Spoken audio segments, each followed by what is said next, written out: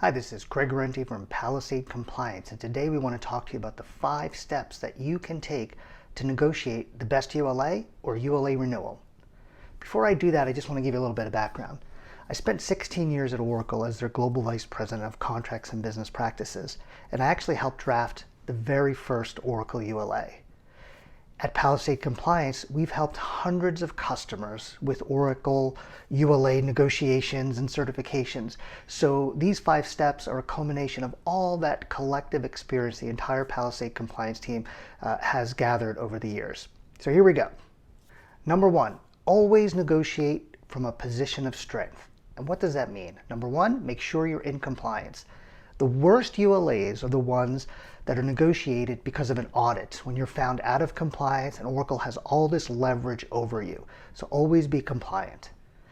Second part of that is always have options. Understand what the alternative is to doing that ULA. Whether that means you have to use alternative products to Oracle, or you can just buy a specific number of licenses from Oracle, or you can do a pool of funds. So make sure you have a position of strength both from a compliance position and from an options and alternative position. Number 2, really understand pricing of ULA. And the fact is, there is no Oracle ULA price list. Every ULA price is completely made up. Now, Oracle will try to talk to you about list fees and discounts and quantities, and that's all fine, and that's one way to price a ULA.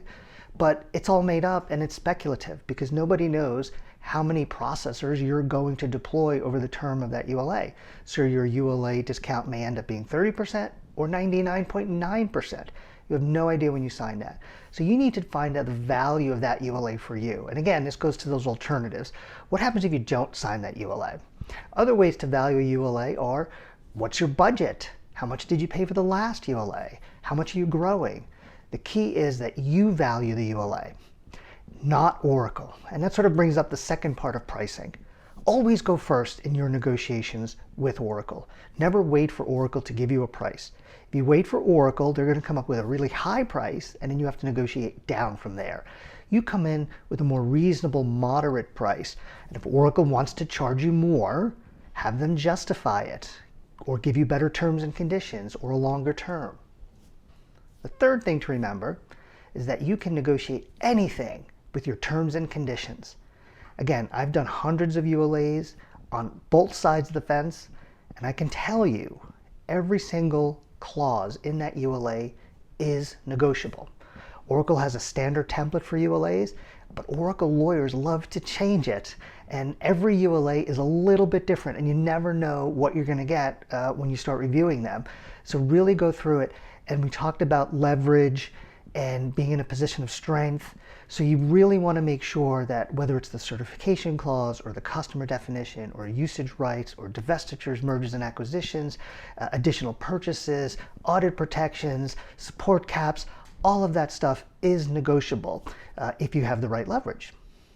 The fourth thing to remember when negotiating a ULA is all about timing. And there's 2 parts of timing. The first is the timing at the end of a quarter. You will absolutely get the best deal when you have maximum leverage on Oracle. Usually that means May 31st. Sometimes it means beyond May 31st. So if your ULA expires the last day of a quarter and you don't have the deal that you want from Oracle, well, it's very simple. Just wait until June, right? If your certification is due at the end of June, you still have that extra month to negotiate. So use Oracle's quarter closes as leverage against Oracle. Don't let Oracle use them against you and say, oh, this deal goes away if you don't sign by the end of the quarter. The other thing around timing is make sure you have enough time to negotiate with Oracle. It usually takes 4 to 6, sometimes 9 months of back and forth with Oracle before you get optimal terms and conditions. Unfortunately, Oracle starts with their template or your prior ULA, and you have to redline that, and you go back and forth, and there's really no other way around that. If you only have 10 days to go back and forth, you're going to get 10 days worth of concessions. If you have 100 days to go back and forth, you'll get 100 days worth of concessions. The more back and forth, the more concessions. The other thing is make sure you give Oracle a schedule and let them know that you need specific dates on which to review those contracts. Failure for Oracle to meet those deadlines means that their review time is compressed or your signature date goes into the next quarter. Oracle's going to try to give you a schedule. Don't let them. You give them a schedule.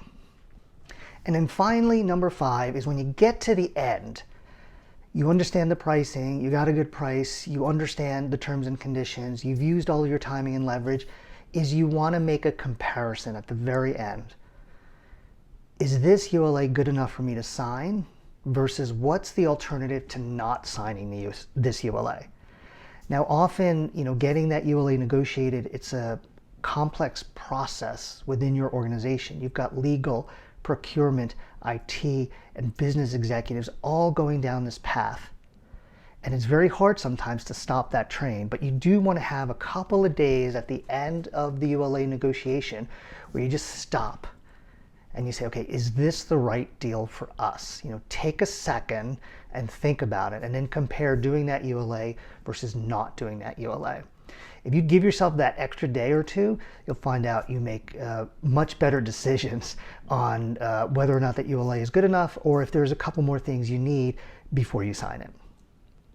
I hope this video was helpful for you in the 5 best practices or 5 steps you can take to negotiate a better ULA or new ULA. Again, we've got lots of other videos at palisadecompliance.com on ULA management and optimization, audit, certification, cost reduction, whatever it is around Oracle. We highly recommend that you peruse those at your leisure. And if you do need help, and I highly recommend you get help if you're negotiating with Oracle on a ULA. Again, we've done hundreds of these. Please reach out to us at info@Palisade Compliance. We'd love to talk to you. We'd love to hear where you are in your ULA negotiations. And obviously, we'd love to help you get to a better place. Thank you very much for your time, everyone. And good luck with Oracle.